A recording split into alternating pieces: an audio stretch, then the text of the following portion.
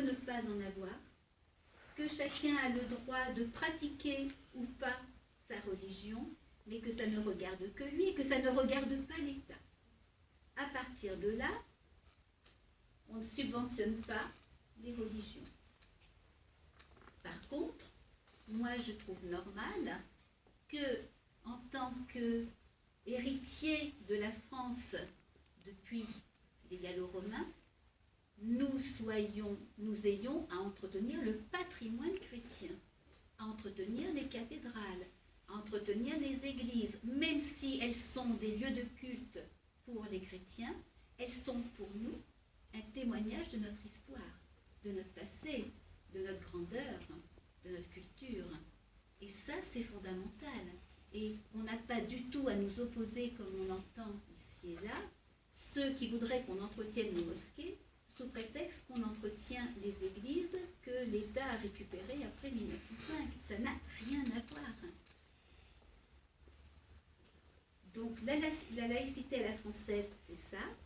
La laïcité, c'est encore le fait que on doit forcément respecter chacun, respecter les autres, quelle que soit leur croyance, et on ne fait pas de prosélytisme dans les services publics.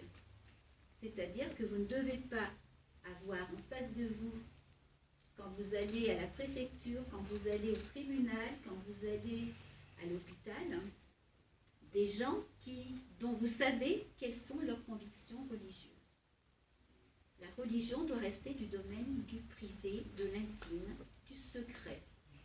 Si vous avez envie de parler avec des gens dans la rue et de dire « moi je suis chrétien, il n'y a aucun problème. Si vous êtes dans l'exercice de vos fonctions, ça ne passe pas. La neutralité religieuse, c'est ça la laïcité à la française. Et cette laïcité, elle est indispensable et elle ne marche que dans un système où la res publica, qui a donné le mot république, c'est-à-dire l'intérêt général, est mis avant toute chose. Or, nos dirigeants, depuis des années, veulent nous imposer la laïcité dite à l'anglo-saxonne. La laïcité à l'anglo-saxonne, c'est un système qui veut que la liberté de l'individu passe avant le bien commun. Et c'est pourquoi on veut nous imposer que des gens se promènent en burkiné au nom de leur liberté, sans se soucier de savoir si notre liberté à nous n'est pas atteinte, si l'image de la femme qui est celle dont nous sommes héritiers n'est pas entamée. Nous ne pouvons pas mélanger les deux. Vous vous souvenez sans doute d'il y a quelques années d'un certain Sarkozy qui parlait de laïcité ouverte, de laïcité positive. Or, dites-vous bien que s'il y a un adjectif après le mot laïcité, il ne s'agit plus de laïcité. La laïcité, elle est unique, et il n'y a rien d'autre à en faire. Et donc c'est toute une idéologie particulière, à savoir que le bien commun passe avant le reste. Alors vous allez me dire, le bien commun, c'est difficile de le définir. Quand commence-t-il? Où s'arrête-t-il? Tout simplement, je crois, et là je reprendrai un vieil adage des Grecs, il faut absolument de la mesure en toute chose. Quand on est dans un équilibre, en général, et que l'intérêt, ça n'est pas une petite communauté, ça n'est pas un individu, mais que c'est l'ensemble de la société qui va être gagnant, on est bien dans la res publica, dans l'intérêt commun. Néanmoins, ce système-là, il a vécu, parce qu'on en voit des limites. Si nous ne voulons pas de laïcité à l'anglo-saxonne, c'est aussi parce que nous ne voulons pas, comme aux États-Unis, voir notre président de la République prêter serment sur la Bible. Pour nous, ça paraît aberrant. Nous ne voulons pas que dans les classes de nos enfants, il y ait le crucifix. Hein. On veut la neutralité, elle est là aussi. Ce qui n'existe pas dans d'autres pays, en Italie, ce qui est aux États-Unis, c'est un autre système.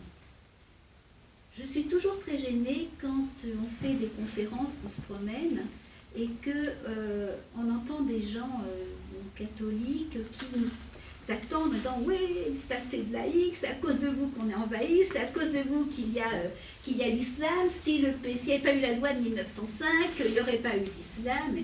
On leur répond que malheureusement, si la loi de 1905 était responsable, ça se saurait, puisque tous les pays d'Europe sont actuellement touchés par l'islam, qu'au Canada, ça prend une ampleur aussi incroyable, aux États-Unis, et Dieu sait qu'ils ne connaissent pas, ils ne pratiquent pas la laïcité à la française, la laïcité de la loi 1905. Donc simplement pour dire que nous, laïcs, nous ne sommes pas, attention, des bouffeurs de curé.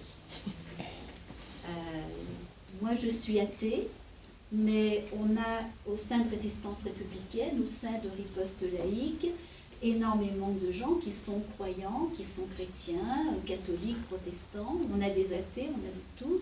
Et les chrétiens que nous avons ne sont absolument pas opposés à la laïcité. La laïcité, c'est quelque part le gage du vivre ensemble. Alors le vrai vivre ensemble, attention, c'est-à-dire l'équilibre, le respect de chacun. On n'impose pas à l'autre ses croyances. Pour penser, par exemple, à un sujet qui est un petit peu épineux, par exemple, celui de l'avortement, qui, pour un chrétien, normalement, est opposé à l'avortement. Là où il est laïque, c'est quand il respecte le fait qu'il y a une loi qui autorise l'avortement et qui ne va pas aller faire sauter avec des bombes les hôpitaux où on pratique l'avortement. Ça ne va pas l'empêcher, lui, au niveau politique, dans son coin, de mener une bataille pour que l'avortement soit aboli, par exemple. Mais ça veut dire qu'il y a un respect de la laïcité. Alors que le personnage trop religieux qui ne respecte pas les lois de la République, lui, ne va pas hésiter à passer à la violence pour imposer son point de vue et le point de vue de sa religion. Et c'est ainsi que j'arrive pour dire que ce n'est pas le cas de l'islam. Nous sommes dans une civilisation qui prône et respecte la liberté absolue de tous, mais le respect des lois d'abord. Or, depuis quelques années, l'islam s'impose en France. Et malheureusement, l'islam est un système qui ne respectait pas la laïcité. Le défunt roi du Maroc, Hassan II, dans une vidéo qu'on peut voir sur le net si vous en avez l'occasion, était interviewé par Anne Sinclair. Alors c'était dans les années 90, je ne sais plus la date exacte, donc ça fait déjà une bonne vingtaine d'années. Et Hassan II disait, mais les Marocains qui arrivent en France, ils ne peuvent pas être laïcs. La laïcité est incompatible avec l'islam. Ils ne peuvent pas être pour la démocratie est incompatible avec l'islam. Ils ne pourront jamais s'intégrer. Il le disait clairement. Sans âme, sans violence, il dit ce n'est pas possible. Vous faites venir mes concitoyens, ils ne seront jamais français parce qu'ils ne pourront jamais être laïcs. La laïcité est vraiment le facteur fondamental qui empêche toute assimilation. Alors, il va y avoir bien sûr des gens de culture musulmane, puisque nous sommes avec l'islam dans un système très particulier qu'on a du mal à comprendre, et c'est peut-être pour ça qu'on se fait avoir, parce qu'on croit que c'est comme un christianisme, qui est que quand on est musulman, quand on a un père musulman, et on ne vous demande pas votre avis, et si vous avez envie de sortir de l'islam, si vous avez envie de ne plus être musulman, vous risquez la condamnation à mort. L'apostasie dans les textes musulmans est condamnée à mort, ce qui est impensable dans le christianisme. Dans le christianisme, on vous baptise, vos parents vous baptisent, vous pouvez laisser tomber tout engagement dans l'Église, vous pouvez demander d'être radié des registres, on n'a aucun problème. Déjà ça, c'est quelque chose, une différence fondamentale. Et puis en islam, vous avez des textes assez terribles sur la condition de la femme et une pratique des rapports entre hommes et femmes qui, pour nous, est un danger majeur, vraiment un danger majeur. Quand on considère que la femme, quand elle hérite, doit hériter de la moitié de ce que son frère récupère, pour nous c'est impensable. Quand on considère que la femme doit obéir à son mari, sauf à être battue, sauf à être punie parce que le mari va faire chambre à part, c'est impensable. Quand on considère que la femme doit être habillée avec des sacs poubelles de peur d'attirer la convoitise des hommes, ça veut dire plein de choses. Ça veut dire d'abord que la musulmane est réservée aux musulmans. C'est un communautarisme qui, pour nous, n'a pas de sens. Ça veut dire que le mâle, messieurs les mâles, vous êtes des animaux en rue. Vous voyez une mèche de cheveux d'une femme et d'un seul coup, vous allez lui sauter dessus.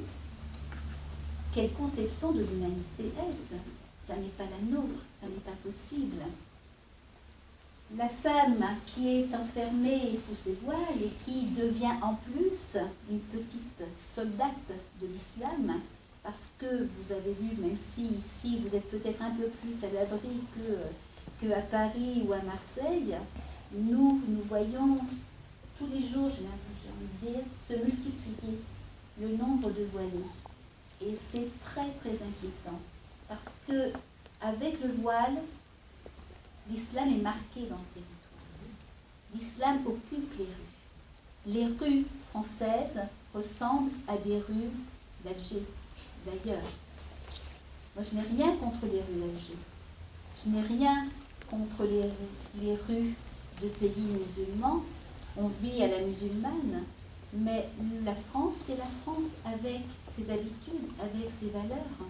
Et moi, ça me dérange énormément que lorsqu'une femme est en short, elle soit traitée de pute, elle soit menacée, agressée, parce qu'elle ne respecte pas le système musulman, parce qu'elle ne respecte pas les valeurs de l'islam.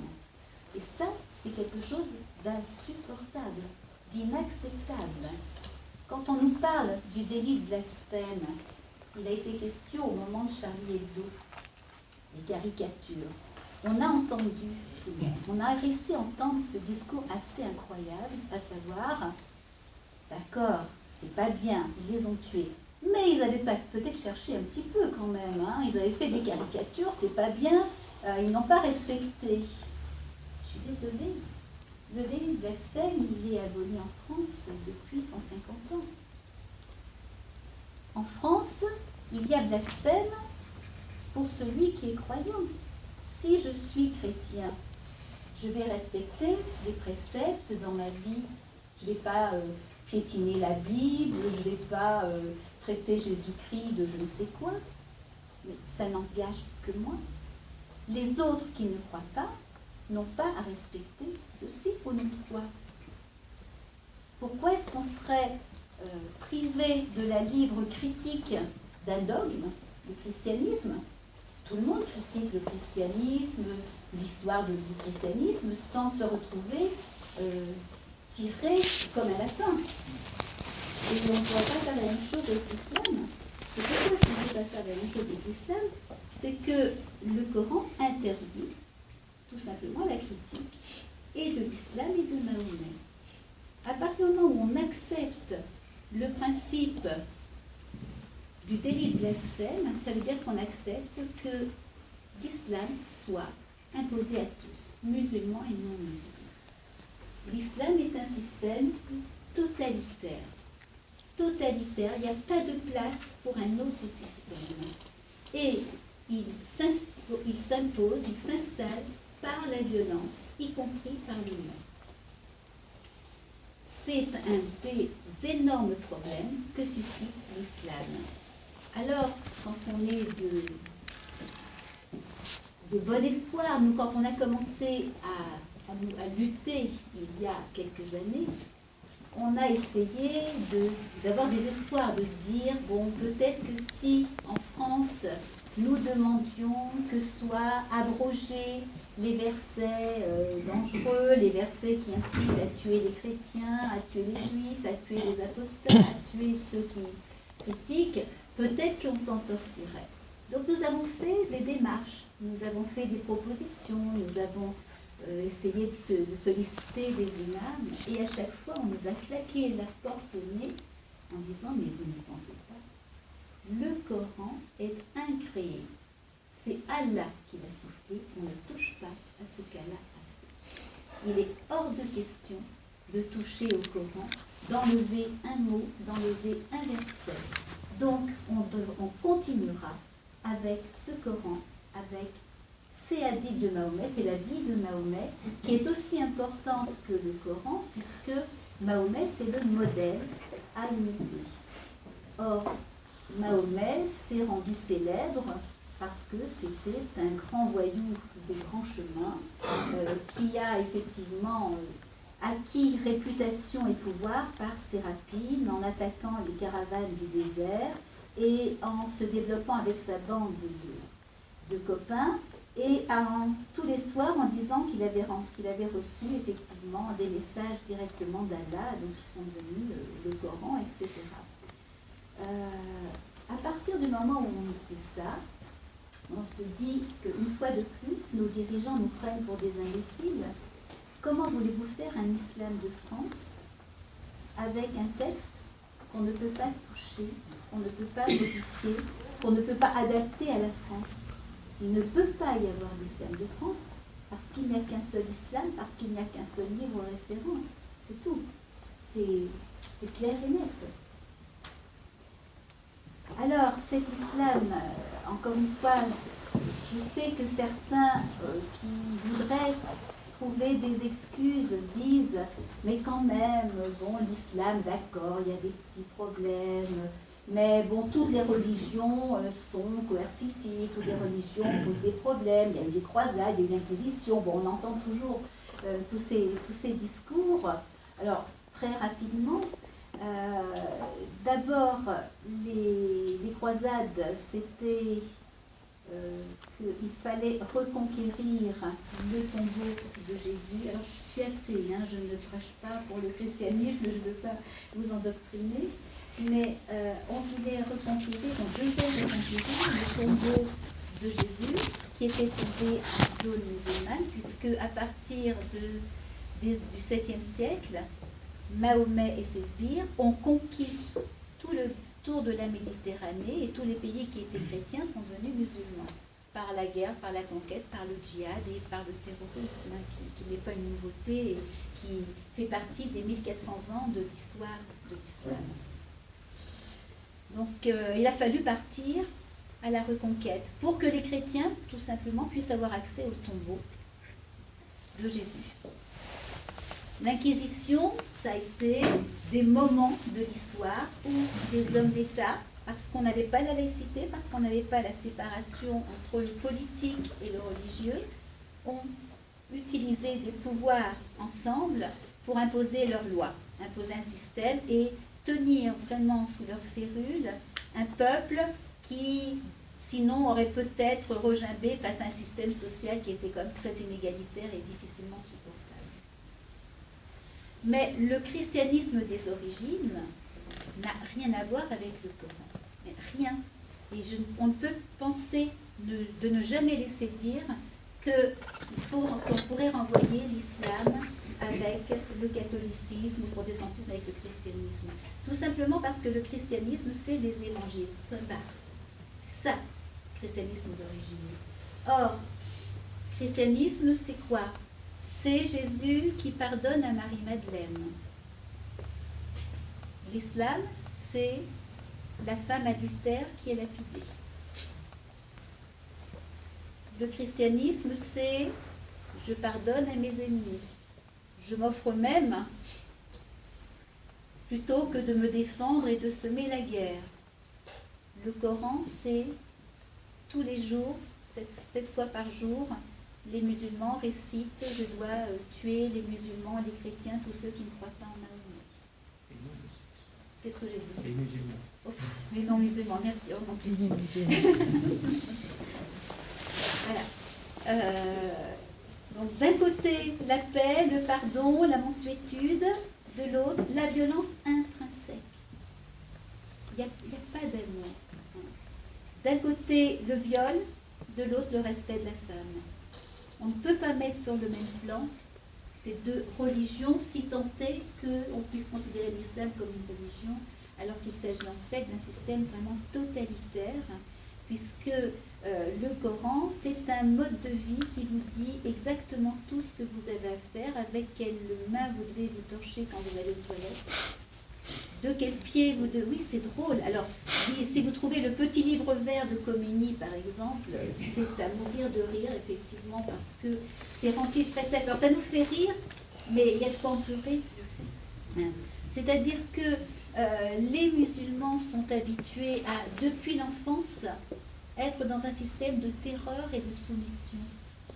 Dès qu'ils naissent, on leur dit attention, si tu ne fais pas ce qui est écrit, si tu n'imites pas Mahomet, tu vas être tué, bien tu iras en enfer, tu n'iras pas au paradis et tu vas disparaître.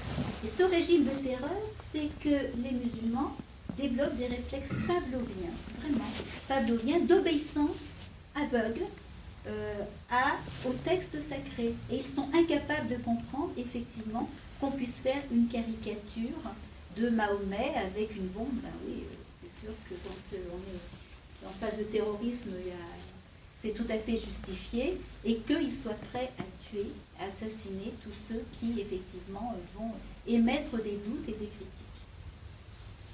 Donc ça, c'était effectivement ce côté islam, christianisme, qui n'a rien à voir. Dans la vie courante, maintenant, nous sommes face à une invasion, une invasion qui ne dit pas son nom, mais nous la nommons, nous prenons le risque d'être traînés devant les tribunaux, et Dieu sait qu'on ne s'en prive pas. Pour vous donner un exemple, Pierre et moi, la semaine prochaine, sommes convoqués chacun pour deux plaintes contre chacun de nous chez les tribunaux ou chez le juge. En une semaine, quatre convocations. Voilà. Tout ça parce que nous sommes de dangereux djihadistes, nous faisons sauter des mosquées, sans doute, voilà. Tout simplement parce que nous informons et que nous disons que nous sommes face à un système qui est en train de nous bouffer, qui fait que nos filles, dans certains quartiers pour le moment, mais bientôt dans toute la France avec l'invasion des migrants, ne pourront plus se promener seules, ne pourront plus se promener en short, en mini-jupe ou en décolleté. Il va se passer pour vos filles, pour vos petites filles, ce qui se passe dans toutes les banlieues, où les filles mettent des jeans, des vêtements informes et larges pour éviter de se faire agresser, pour éviter de se faire traiter de tous les noms. C'est la charia, ce qu'on appelle la charia, l'imposition de la règle islamique. Et nous tirons la sonnette d'alarme pour dire que ce système est incompatible avec le nôtre, avec la laïcité qui est le respect républicain, le respect des citoyens, le respect de la femme, parce que chez nous, la femme est égale à l'homme, et nous tenons à la liberté. La liberté d'expression, c'est la chose qui, effectivement, est la plus mise en danger avec l'islam. Et à partir de là, les politiques ne jouent pas le jeu, et je vais passer la parole à Pierre pour qu'il enchaîne justement sur le problème des politiques avec l'islam. Et la laïcité.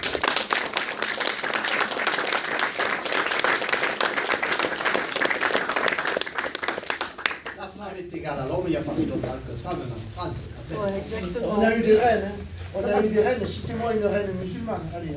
Je vous propose qu'on ouvre le débat après. Apparemment, il y a de quoi. Non, puisque Christine parlait des politiques, à une époque où on pouvait dire qu'il y avait une gauche et où il y avait une droite, où le clivage gauche-droite signifiait quelque chose, où quand c'était le Figaro, on n'avait pas l'impression de lire Le Monde et vice-versa, il y a un sujet qui constituait justement une question clivante entre la gauche et la droite, c'était la laïcité. Pour résumer les choses, généralement la droite avait tendance à accorder quelques accommodements raisonnables au catholicisme en essayant de tourner un petit peu plus à l'avantage du catholicisme ce qu'était la loi de 1905, Exemple, en 1959, vous avez la loi Debré qui permet un financement important des écoles privées, majoritairement catholiques à 98%, qui fait hurler toute la gauche laïque. Et puis en général, on va dire que la gauche a plutôt tendance à vouloir renier quelques prérogatives qu'elle estime excessives des catholiques, et donc il y a une bagarre autour de la laïcité gauche-droite qu'on peut résumer comme ça. Généralement, les gens de droite sont plutôt considérés comme des calotins, et généralement, les gens de gauche ont plutôt tendance à dire « croa, croa, à bas la calotte ». Hein, c'est à peu près le clivage. Quelques exemples encore. Vous avez en 1984, 3 ans après l'arrivée de la gauche au pouvoir, vous avez une gigantesque manifestation avec la droite, à l'époque le RPR, qui, main dans la main avec les évêques, les cardinaux, il manquait que le pape, défendent dans la rue le droit à l'école dite libre, dite privée, que le gouvernement de gauche, arrivant au pouvoir, a promis de mettre à mal, parlant même d'un gigantesque service laïque, unifié, public, etc. Vous avez quand même à Versailles, vous avez plus d'1 million de personnes qui se retrouvent dans la rue, donc la gauche, les catholiques qui défendent leurs écoles et qui infligent un sévère camouflet à la gauche qui est obligée de retirer son projet. Vous avez, pour dire que ce sont des clivages qui marquaient, vous avez le 16 janvier 1994, vous avez 1 million de laïcs qui descendent de partout et qui manifestent dans les rues de Paris parce que la droite au pouvoir, avec à l'époque Bayrou comme ministre de l'Éducation nationale, avait concocté un plan où l'État français allait subventionner beaucoup plus que les lois le permettent, toujours les écoles privées catholiques. Donc vous avez un clivage important, et ce clivage commence à s'escamoter à partir des années 1980. C'est-à-dire à partir des années 1980, c'est clair que c'est l'arrivée de plus en plus importante de l'islam en France qui commence à voir que, y compris à gauche, où on était toujours intransigeant avec les principes de laïcité, on commence à voir que toute cette gauche était intransigeante avec la laïcité quand il s'agissait de faire baisser la tête aux catholiques, mais on s'aperçoit que cette gauche est prête à prendre énormément de liberté, ce que les Canadiens appellent des accommodements raisonnables, à partir du moment où la religion concernée n'est plus le catholicisme, mais que c'est l'islam. Là encore, plusieurs exemples. Vous avez, à partir des années 1980, ce qui n'aurait pas été envisageable auparavant, des organisations syndicales qui, dans les usines automobiles, soutiennent les revendications d'ouvriers immigrés, qui réclament des salles de prière, qui réclament des aménagements d'horaires pendant le ramadan, qui réclament un ensemble de revendications communautaristes qui n'auraient pas été envisageables dans les années 80 si ça avait été des catholiques qui avaient demandé ça. Vous avez évidemment l'affaire qui a le plus marqué, c'est 1989 à l'école à Creil, avec 3 élèves voilés de 12 à 13 ans qui veulent imposer leur voile. C'est le premier test, il y a les organisations islamistes qui sont derrière, en soutien. Ils disent eux-mêmes qu'ils font un test pour tâter les biscottos de la République. Le moins qu'on puisse dire est qu'ils n'ont pas dû trouver les biscottos bien durs, puisque Jospin, à l'époque ministre de l'Éducation nationale, est incapable de prendre une position et qu'il faut attendre 14 ans, sous un gouvernement de droite, Chirac, pour que de 2003 à 2004, et la loi tombera en mars 2004, il faudra 15 ans pour attendre enfin une loi qui interdise dans l'école publique le voile islamique et tout signe religieux, avec les limites de cette loi. C'est-à-dire que cette loi ne s'applique pas aux écoles privées. Ce qui signifie que vous avez des écoles privées catholiques qui autorisent le port du voile islamique à leurs élèves. Je ne dis pas toutes, mais vous en avez certains. Ça signifie par exemple qu'à l'université, qui pourtant est un service public, l'argument étant que les élèves étant majeurs, on autorise le voile. Donc vous avez la situation qui est quand même une légère entorse au principe laïque. Vous avez donc le principe qu'on voit des femmes voilées dans l'université publique, laïque, républicaine de la France. Donc vous voyez, je pourrais vous citer les revendications dans les entreprises du halal, dans les comités d'entreprise, que les organisations syndicales par clientélisme soutiennent. Donc, un constat totalement différent, l'islam bouleverse la donne de la laïcité. Et au départ, je vous ai cité la gauche, bien évidemment, la droite caresse également ce discours dans le sens du poil, par clientélisme électoral, tout simplement. Parce qu'aujourd'hui, n'importe quel maire se prend une association de musulmans. L'association de musulmans lui dit bah, « Vous êtes bien gentil, monsieur le maire, mais nous, on voudrait une mosquée, on voudrait un terrain. » On vous accorde un bail amphithéotique. Un bail amphithéotique, c'est un vol ouvert du patrimoine public. Puisque du patrimoine public, on va vous louer ça 1 euro pour 1 euro par an, avec des baux amphithéotiques de 100 ans. Donc vous avez un ensemble d'aménagements comme ça. Les musulmans, qui sont loin d'être stupides, font jouer la concurrence en disant bah, « je voterai pour toi si tu me promets ça, tu me promets une deuxième mosquée, ah bah là ça change tout, je voterai pour toi ». Je vous rappelle quand même que François Hollande a été élu président de la République en 2012 grâce au survote musulman, puisqu'un sondage de l'opinion de l'Ouest faisait savoir que 93% des musulmans français, des musulmans vivant en France, avaient voté François Hollande. Et pourtant, Sarkozy n'avait pas été avare en promesses et tout, et n'empêche, ils ont pensé que c'était Hollande qui avait le plus. Alors, c'est pratiquement toute la classe politique française, avec des raisons différentes, certaines par idéologie, notamment l'extrême gauche. L'extrême gauche et les communistes, je veux dire, caressent l'islam dans le sens du poil, par idéologie, pour 2 raisons. La première, c'est d'abord qu'ils rêvent de détruire l'État français, qui est considéré comme l'État du capital, et donc ils considèrent que c'est un combat anticapitaliste que de détruire la France.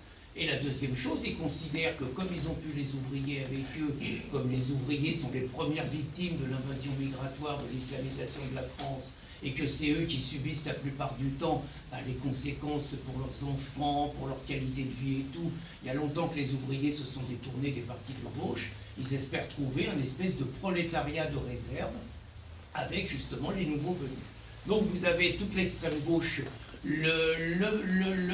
va dire les partis, ce qu'on appelle maintenant l'UMPS, mais maintenant qui s'appelle les Républicains, c'est plus difficile. Mais donc les partis traditionnels, c'est clair qu'ils sont prêts absolument, par clientélisme électoral, ils sont absolument prêts à accepter toutes les soumissions. Le record étant Juppé. Juppé, donc, qui réellement a été l'homme capable de décorer de la Légion d'honneur Tarek Oubrou, qui est juste quand même un recteur de l'UOIF, dont on peut voir, on a mis en ligne des prêches de Tarek Oubrou quand il pense qu'il n'y a pas de caméra et qu'il s'adresse ouvertement aux musulmans. C'est pas du tout le discours qui tient à Juppé. C'est pas du tout le discours qui tient quand il est nommé chevalier de la Légion d'honneur. C'est un discours de conquête. C'est un discours qui est très clair. Nous faisons tout pour que l'islam devienne une terre de France, pour que la France devienne une terre d'islam. Et il a raison. Quand je dis il a raison, il se comporte en bon musulman. Et un bon musulman a une mission, c'est de transformer la terre où il vit en terre d'islam. C'est ce qu'on lui demande et c'est ce qu'il doit faire au quotidien dans sa vie. Bon, Sarkozy, c'est pas mieux. Alors, je ne vous dis pas le Parti Socialiste, là, on a les pires collabos qu'on ait jamais eu au pouvoir, que ce soit les Valls, que ce soit les Hollande, le champion des champions, c'est Cazeneuve. Cazeneuve qui passe davantage de vie dans les mosquées que dans son bureau place Beauvau, et qui multiplie, plus les musulmans tuent, plus ils obtiennent des dérogations et des accommodements raisonnables avec la laïcité. La dernière étant ce qu'évoquait Christine, l'imposture de l'islam de France. L'islam de France, qu'est-ce que c'est? C'est encore une autre façon de nous endormir, avec un discours, c'est pour lutter contre l'islam radical, il faut favoriser l'islam modéré. Pour lutter contre l'islamisme, vive l'islam paisible, laïque, républicain. Ce qui n'existe pas. Mais donc ça va encore avancer davantage la présence de l'islam dans notre France, dans notre environnement et tout, et c'est une trahison de nos principes laïques. Je finirai par le Front National. Le Front National, je parlais de la période, on va dire, où le clivage gauche-droite était quelque chose de clair. À l'époque, le Front National qui se constitue avec un espèce de conglomérat de familles politiques totalement différentes, que Jean-Marie Le Pen a eu, je dirais, l'intelligence, certains diront le génie de faire fonctionner en France, ensemble. Jean-Marie Le Pen a été capable de faire fonctionner des païens, des catholiques traditionnalistes, des résistants, des gens qui étaient plutôt issus de la collaboration et tout. Il a réussi à faire fonctionner tout le monde ensemble. Et il y avait à une époque une présence très forte de catholiques, disons, traditionnalistes, autour notamment de quelqu'un comme Bernard Anthony. Bon, c'est clair que bien souvent, les grandes cérémonies, les grandes fêtes du Front National étaient accompagnées de messes en latin, etc., qui n'en faisaient pas un parti extrêmement laïque, pour qui comprend la laïcité comme la séparation du religieux et du politique. Et il est clair également que Marine Le Pen perturbe un petit peu toute la classe politique, tout simplement parce que sur cette question, elle est le fruit d'une histoire différente, qu'elle n'a pas forcément, elle n'est pas confrontée aux mêmes situations, et qu'il faut reconnaître que Marine Le Pen a un discours extraordinairement laïque, qui tranche totalement avec la soumission de l'ensemble de la classe politique. Ce qui dérange d'ailleurs énormément tous ceux qui se réclament de la laïcité. Vous avez par exemple Elisabeth Badinter, qui nous raconte « c'est abominable, il n'y a plus que Marine Le Pen qui défend la laïcité ».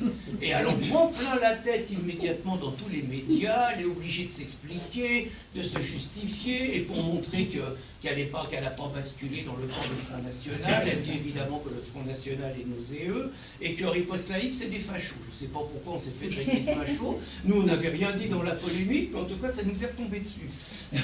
Donc tout ça pour dire que Marine Le Pen est... Peut-être on pourra approfondir, nous, il nous arrive de penser que sur l'islam, elle pourrait parfois être un peu plus claire et que quand elle dit que l'islam peut être compatible avec la France, peut-être c'est de la tactique, peut-être, mais en tout cas ça ne nous paraît pas une bonne idée, et on le dit en toute fraternité. Hein. Donc pour dire malgré tout que dans ce concert de capitulation, de soumission, de trahison de la classe politique vis-à-vis de l'islam, disons que le seul espoir qu'on voit, les seuls qui sont capables quand même de temps en temps de faire des piqûres de rappel, les seuls dont les élus dans les villes, quand ils sont à la tête des villes, réussissent quand même un petit peu à freiner, à s'opposer, à ne pas laisser faire les constructions de mosquées, les multiplications des constructions de mosquées, c'est le Front National, c'est ce qu'on constate aujourd'hui. Ça ne veut pas dire, nous on tient à notre indépendance, on n'est pas au Front National ni l'un ni l'autre, mais par ailleurs on est obligé de dire les choses. S'il y avait d'autres partis qui aient la même position, on serait ravis de le dire. Il y a le Ciel également qui tient des propos très courageux et qui les défend sur le terrain. Nicolas Dupont-Aignan sur l'islam est une véritable catastrophe, qui essaye de nous faire croire que comment ils s'appellent, les musulmans, fils de France, qui essayent de nous faire croire que les fils de France, c'est les musulmans dont on a besoin parce qu'on a des musulmans patriotes, on a des musulmans laïcs. S'il y a des musulmans patriotes, ça veut dire qu'il y a des cannibales végétariens. C'est aussi incompatible, ça ne peut pas exister, sinon ils sont plus musulmans. Donc voilà, Dupont-Aignan, on est à espérer, peut-être par calcul, peut-être par imbécilité politique, je ne sais pas, toujours est-il qu'il en est à caresser également l'islam dans le sens du poil. Donc nous, le seul message qu'on a envie de faire passer, c'est on attend des politiques qui nous disent l'islam est incompatible avec les valeurs de la France, avec la laïcité, avec les valeurs de la République, avec la séparation du religieux et du politique, avec la liberté de conscience. Il faut le dire encore, et puis une fois qu'on le dit, il faut proposer des solutions, et peut-être on aura l'occasion de dire justement comment on sauve la France de l'islam. Je vous remercie.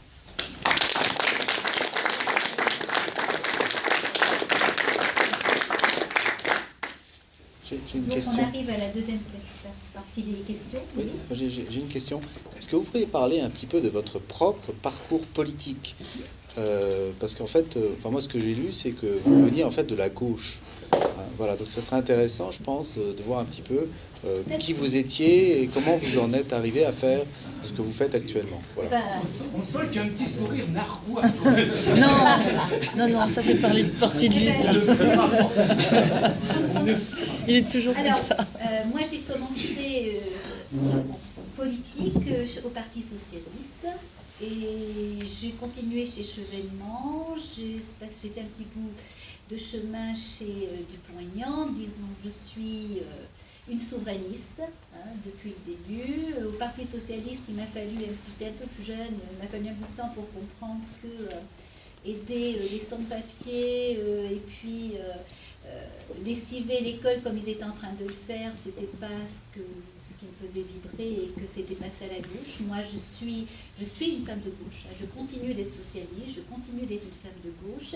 mais la gauche de Jaurès, la gauche de Victor Hugo, la gauche de Zola, hein, celle qui veut effectivement l'égalité, la liberté, et puis les valeurs de gauche historiques. Moi, je suis une fille de 1789, il y a des gens qui détestent 1789, pour moi c'est un moment très important, la déclaration des droits de l'homme et du citoyen, c'est très important, c'est toutes les valeurs, et c'est au nom de ces valeurs que je me bats contre l'islam. Alors, je n'ai plus d'engagement politique. J'étais encore chez Dupont-Aignan au moment où je me préparais à fonder Résistance républicaine. J'ai quitté Dupont-Aignan à ce moment-là pour deux raisons. La première, c'est que je tenais à ce que le dirigeant d'une association qui entrait quelque part dans le politique d'une certaine façon soit complètement indépendant, qu'il n'y ait pas une étiquette qui dise elle marche pour un tel ou un tel. Et le deuxième point, et j'ai fait un communiqué. Excusez-moi, je n'ai pas compris là. Je ne voulais pas qu'en étant présidente de Résistance républicaine, j'ai en même temps une carte d'un parti politique. Ça vous était imposé? Non, c'est moi qui l'ai fondé. Donc j'ai mis les règles, hein, et tous les gens qui travaillent avec moi, les adhérents font ce qu'ils veulent, il n'y a aucun souci. Mais simplement, moi, j'estimais qu'il était normal que je soit complètement indépendante politiquement. Et il s'est trouvé qu'en plus, cerise sur le gâteau, j'avais interviewé 2 ou 3 ou 4 mois avant Dupont-Aignan pour Riposte laïque à l'époque, et on a parlé du voile, et qui m'a dit que le voile, ça lui posait aucun problème. Et là, ça a été une claque. Je me suis dit, c'est pas possible que je continue à militer pour quelqu'un qui ne voit pas le problème du voile, qui ne voit pas ce que ça signifie concernant l'état des femmes. Et il avait ajouté des mots très arrogants, très méprisants pour Geert Wilders, en disant que finalement les Hollandais étaient les descendants des Afrikaners, donc étaient racistes au fond. Enfin, c'était un délire impossible. Donc j'ai quitté Dupont-Aignan pour, de toute façon, je voulais prendre de la distance, mais là, ça a été vraiment le clash, parce que ça n'était pas possible.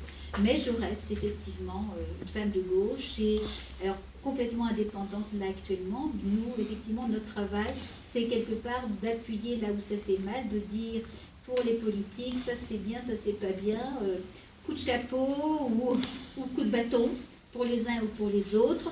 Et je le dis maintenant, j'en suis arrivée à dire que maintenant je ne vois pas d'autre solution que le vote pour Marine Le Pen, parce que pour lutter contre l'islamisation et l'immigration, il faut sortir de l'Europe, et c'est la seule qui ait une chance de gagner et qui veuille sortir de l'Europe. Après, on peut être en désaccord sur d'autres choses, je ne suis pas d'accord avec elle surtout, etc. Mais de toute façon, ça fait 40 ans qu'on a les mêmes. Si on reprend les mêmes, le grand remplacement c'est terminé. Donc voilà, j'en suis arrivée alors que je ne voulais absolument aucun engagement, alors qu'on est complètement dépendant du Front National, on n'a pas de rapport avec eux, on n'a pas de carte, on n'a rien. C'est, on va dire, ma décision de citoyenne et en même temps de responsable d'association. J'ai fait quand même un sacré chemin pour dire depuis quelque temps, peu de temps, hein, je ne l'ai pas fait aux dernières présidentielles, mais je ne vois pas d'autre solution puisque nous tirons la sonnette d'alarme tous les jours, ça ne va pas, etc. Ça ne serait pas logique de ne pas aller jusqu'au bout et de dire, ben voilà, parmi les solutions, parce qu'il y en a aussi d'autres, mais voilà, parmi les solutions, il y a aussi le vote citoyen. Et pour le moment, la seule alternative, la seule portée qui peut-être peut nous faire échapper au pire, c'est ça. Voilà, après ça se discute, mais je vous dis simplement comment j'en suis arrivée là. Voilà. À toi. À travers la laïcité, tous les hommes sont frères. À travers l'islam, à travers l'islam, à travers l'islam, à travers l'islam, à travers l'islam,